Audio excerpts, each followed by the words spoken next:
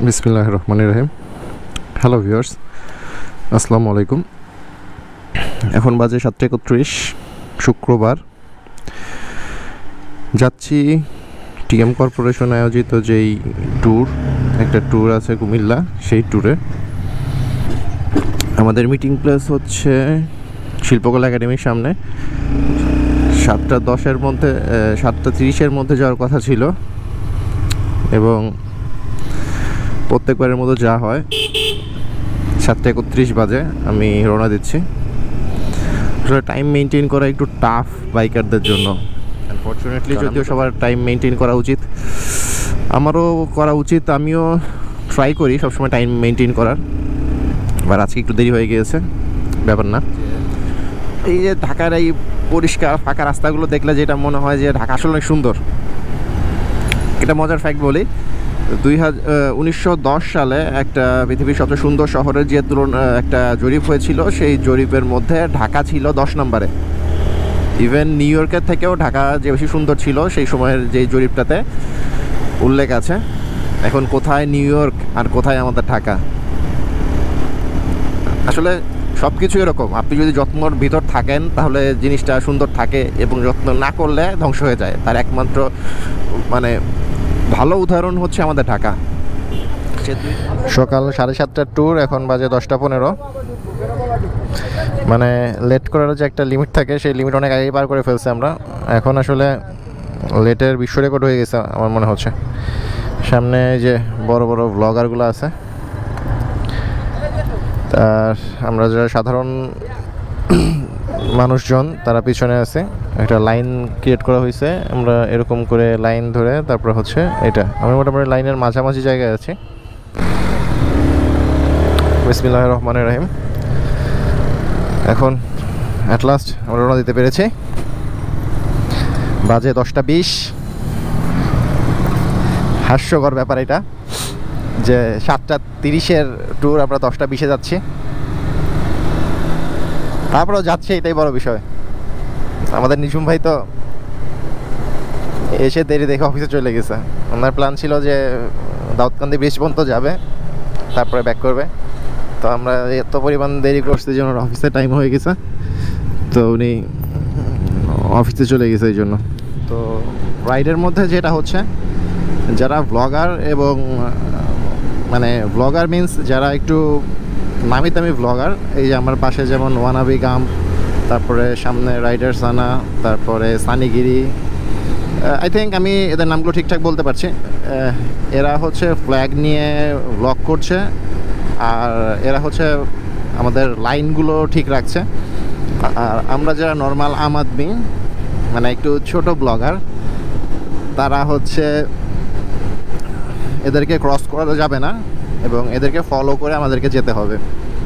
তো ভালো ব্যাপারটা, you should respect and follow your seniors. এখন এরা সিনিয়র হচ্ছে ইউটিউবের দিক থেকে।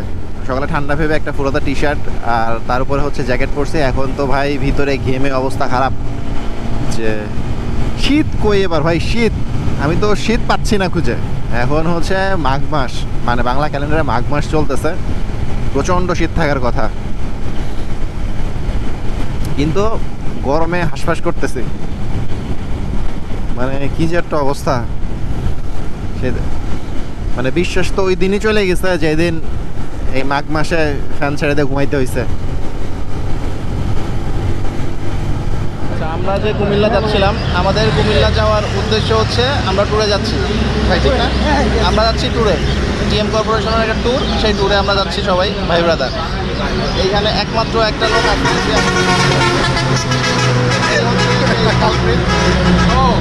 অবস্থা। তুমি কই যাচ্ছ ভাই? কেন যাচ্ছ?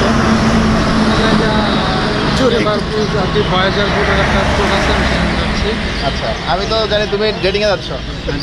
হ্যাঁ, আমার মূল উদ্দেশ্য ডেটিং বলতে গার্লফ্রেন্ডের সাথে মিট করতে। কয় মাস পর দেখা করতেছ? এর আগে দেখা করা নাকি? না, এর আগে দেখা। আচ্ছা, এই ভাইটার জন্য সবাই দোয়া করেন। আমাদের সবাই দোয়া করবেন ইনশাল্লাহ। আমি এলাকার কাছে 5,000 টাকা চাই, উল্টাপাল্টা কি সব ভাই টাকা দিতেছেন, আমাকে থ্রেট মারতেছে, এই যে এখন পাবলিকলি ইন্টারভিউ নিতেছে আমার, এগুলা সব ভুয়া কথা। আসলে ডেট না, আমি একটু মিট আপ করতে চাই।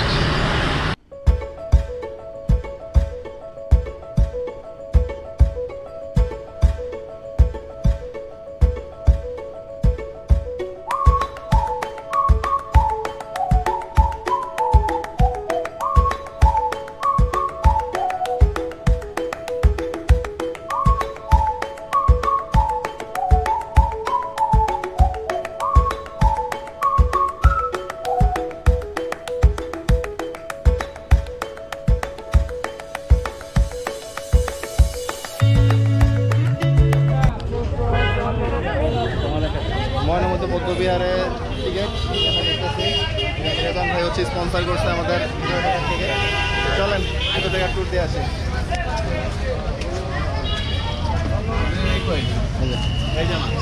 সবার মাছ খাচ্ছে, নো মাস্ক নো এন্ট্রি। মাছ পরে না ভিতরে কেউ মাছ খায়। আমরা মেইন মন্দিরের উঠছি আস্তে আস্তে। ওইখানে উঠলে চারপাশের একটা পিওর ভিউ হয়তো দেখা যাবে।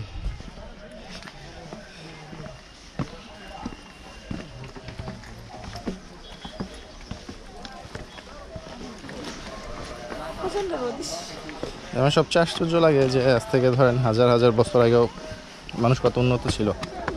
আমরা সামান্য 100-200 বছরের ইতিহাস খুব ভালোভাবে জানি, তার আগেও আমাদের জানার আগেও কত উন্নত ছিল এরা, ছিল না।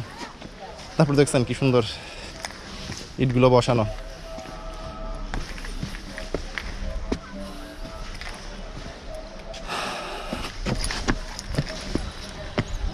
এই যে এটা হচ্ছে ফুল ভিউ। পুরোটা ভাই ঠিক করা না, জানেন? নিচে থাকতে পারে আরো না না, নিচে কেটে তো ভিতরে ডাবছে, ডাবার পরে ওরা জাস্ট উপরে মাথাগুলো বের করছে, ভিতরেগুলো কোনো কিছু বের করে না।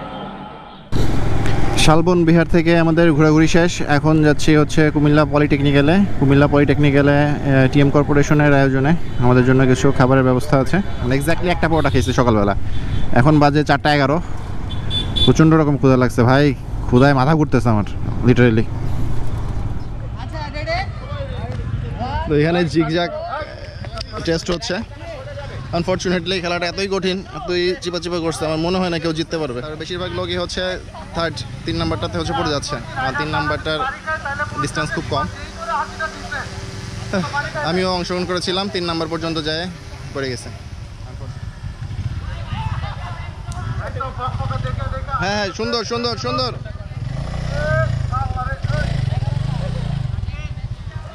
এই যে বললাম না, এটাই যত প্রবলেম। এই যে একমাত্র এই বাইকটাই নেগেট বাইকটা পারতেছে, এটা আমার, আমি আশা করতেছি এটা পারবে। দেখা যাক কি অবস্থা হয়।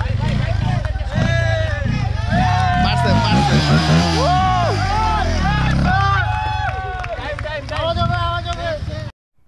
এই যে আমাদের আশা ফিরে আসছে রেটিং করে।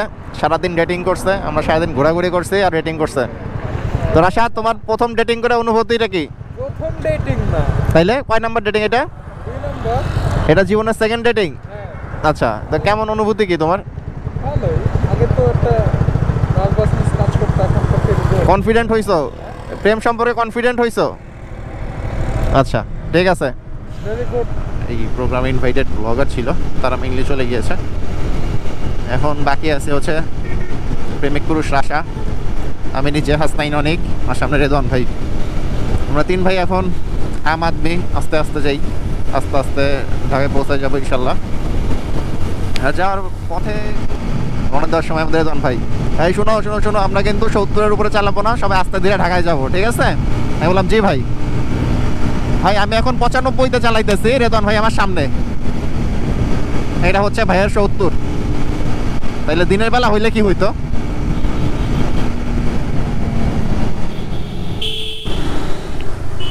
বাসায় চলে আসছি, এই যে বাসার সামনে, অবশেষে বাসার সামনে সহি সালামতে আল্লাহর রহমতে বাসায় চলে আসলাম।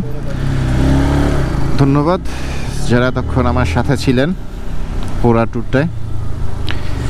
আবারও দেখা হবে অন্য কোনো ট্যুরে, অন্য কোনো জায়গায়। সেই পর্যন্ত ভালো থাকেন এবং অবশ্যই সাবস্ক্রাইব করেন এবং লাইক শেয়ার এবং comment must. Thank you. Hello.